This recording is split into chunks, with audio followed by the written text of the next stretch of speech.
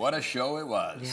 We got a good show for you, too. Thanks for being here. 6 a.m., everyone. I'm Eric Connard. And I'm Netta Iranpour. Let's start off with this also performance in the weather world because this weekend. Mother Nature's performance. Take a bow. Seriously. Like, how many hours did people spend at the beach over the weekend? I mean, it's winter. It makes sense. We got to the 90s inland. It is February, correct? It is February, so we recorded the warmest February 1st on record for many spots around the county, Oceanside. We saw closer to North County, more of those records broken for sure, but even Chula Vista on Saturday got to a record-breaking range. A little bit of fog as those winds shift back onshore. We are going to be watching for that fog to move onshore a little bit more intensely by tomorrow afternoon too, or excuse me, tomorrow morning. But for now, we're at about less than a mile of visibility at North Island. Into the afternoon, the drizzle will come to a halt where that fog is located. We'll get to 70 by the water, 76 inland under partly cloudy conditions. Vanessa Paz standing by. She's checking in on how night vision is looking on those cameras. Yeah, we're officially in day vision, thankfully. This is one of our Caltrans cameras out in the South Bay on the 805 North and Home Avenue. I'll tell you what, this is where I was leaving from about an hour ago, and visibility was in really good shape. It's once I got towards the 163 on the 805 that visibility just kind of dropped off. So it is pretty widespread or patchy this morning. This is the 5 in both directions right at Genesee. This is in both directions. And this camera, again, showcases that northbound drive towards Del Mar, southbound drive as you make your way towards UTC and La Jolla. All right, let's go ahead and pull up those travel times. We're mostly all in the green. We have a little bit of slowing now coming in from the 54, shooting up to downtown. It'll take about 7 minutes. Meanwhile, full span of the Coronado Bridge from downtown to Coronado under 5 at last check. Back to you guys. Thank you very much, Vanessa. And now we have this traffic impact alert. Crews in Carlsbad still making repairs to this sinkhole after a water main break. Look at the size of this thing. This could impact your morning commute here today. CBS 8's Jenny Day live in Carlsbad with more on when those repairs could be completed here, Jenny. It will still be at least another few days. The state of emergency that's in effect right now will remain so until February 10th at the very least. And that is because, again, of the size and the work that still needs to be done on this sinkhole. We are here at the intersection of Carlsbad Village Drive and El Camino Real. And it does look like they have filled it in with dirt since so that it's not just an open trench here. But again, a lot of work will continue today.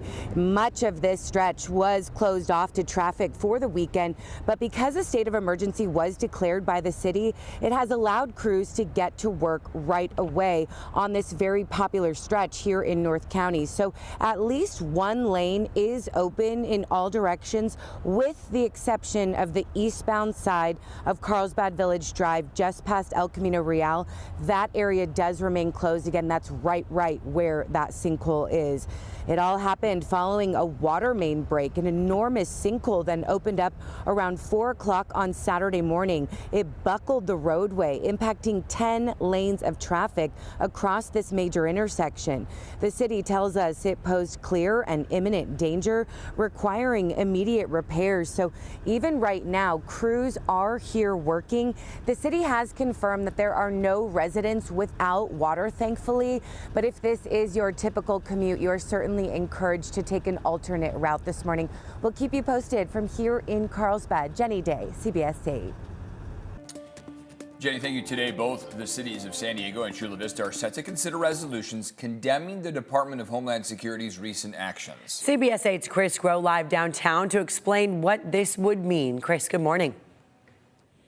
Yeah, good morning. And so essentially that's what they would do. They would publicly and formally actually go ahead and condemn what they believe are too aggressive tactics being used by ICE, but then also support 2 states who have filed lawsuits against the Trump administration, specifically the Department of Homeland Security, Customs and Border Protection, as well as ICE for those tactics. Now, the city council, of course, will be going ahead and voting on this. We'll have to see if it is indeed something that will pass this resolution. But those 2 states that I mentioned, we have seen, of course, the headlines roll out of Minnesota and Illinois. In Minnesota, we saw the 2 shooting deaths there of both Renee Good and Alex Preddy. And then in Illinois, Operation Midway Blitz and the tactics that have been used there have also generated headlines. And so this has been a conversation and a topic that has been in the San Diego news, despite the fact that we have not seen those wide-scale enforcement tactics being used here, at least not on this, the level that we have seen take national headlines. But still, Mayor Gloria was pressed on this by protesters. It's something that he addressed in an interview with us as well, too, where he reiterated his stance on cooperation between ICE and the City of San Diego Police Department by saying that, again, that they do not go ahead and assist ICE agents when they are in the city. Now, of course, we are expecting the city of Chula Vista to take up a similar resolution condemning these aggressive tactics being used by ICE. That is the language, again, that resolution is using as well, too. We'll have to see exactly how both these cities vote on these resolutions. Eric Netta. Chris, thank you. A partial government shutdown continues here this morning. Tomorrow, the House is expected to vote on the funding package that passed through the Senate last week.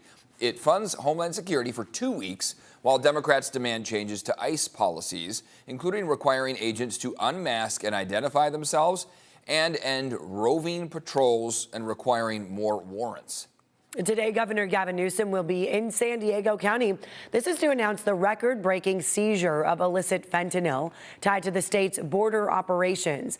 His announcement will also highlight the efforts of CHP and California's National Guard in stopping deadly drugs from entering our state.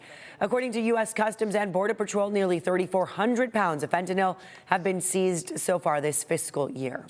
All right, taking a look outside. First Monday of February, not feeling like a typical February. Right. No, not with the 80s and 90s that we saw over the weekend. We will get a reprieve from that heat over the course of the next couple of days. Wednesday, though, seems to be another day where those offshore winds are going to really make their presence known, and those 80s and maybe near 90 could return along the coast and inland. Inland in particular is where that heat has been felt. Live look outside shows that nearly full moon. It was full as of yesterday. It's now waning. We do, however, get a nice view of that cloud cover that has built in along the water. So this has mostly been marine layer fog and mainly an issue contained to that open ocean water. However, right along the immediate coast, we have seen that some of those clouds have pushed on shore. La Jolla, Coronado, downtown San Diego, all spots where we've watched for that to be an issue. We also have that coastal flood advisory in effect. That is now in effect until Tuesday at 10 a.m. The reason why is because of that stronger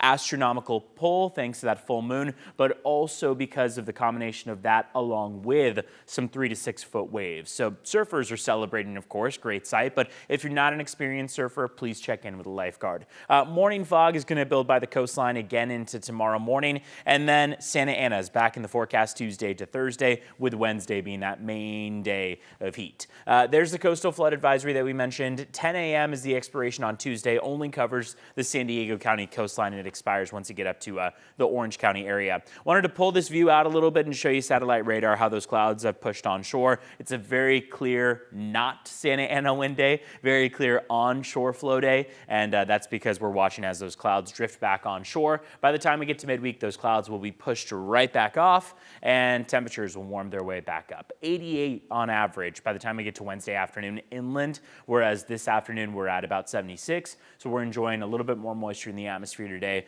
before tomorrow and Wednesday get warmer and drier. And then toward the end of the work week, Thursday, Friday, we'll start to see those clouds roll back in again, headed back to a more normal range. Dry through and through. No wet weather in our next 7 days, it seems. Vanessa Paz is checking in on traffic to start off our Monday morning. Good morning. Good morning. All right, let's go ahead and start around the county and kind of showcase what we're seeing here. 805 North, right at Home Avenue. It looks like things are starting to pick up as you make your way in from the South Bay, 70-mile-per-hour speeds as you make your way northbound this morning. Meanwhile, if you're headed westbound, coming in from Santee, a pretty light drive as of yet. This is a 52 right at the 125 as you make your way towards the summit, coming in from Santee. And then this is what it looks like up in the North County. This is 78 in both directions right at Nordal, where average speeds are about 65 miles per hour. So pulling up your travel times, not much to talk about 15-minute ride in from Oceanside down to Del Mar, Escondido to the 163 merge, about a 15-minute ride.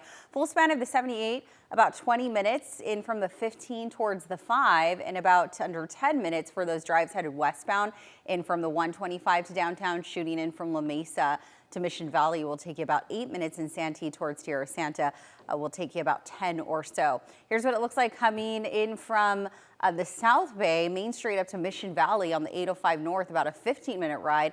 Under 10 on the 5 in from the 54 to downtown, and full span of the Coronado Bridge towards the old toll booths will take under 5 minutes. All right, 6:10 is the time. Let's go ahead and pull up those border wait times. About 2 hours to get you across from San Ysidro's port of entry. So it looks like cars are crawling to cross that port of entry. Meanwhile, some improvement if you're using Otay Mesa's port of entry, about a 45-minute ride to get across.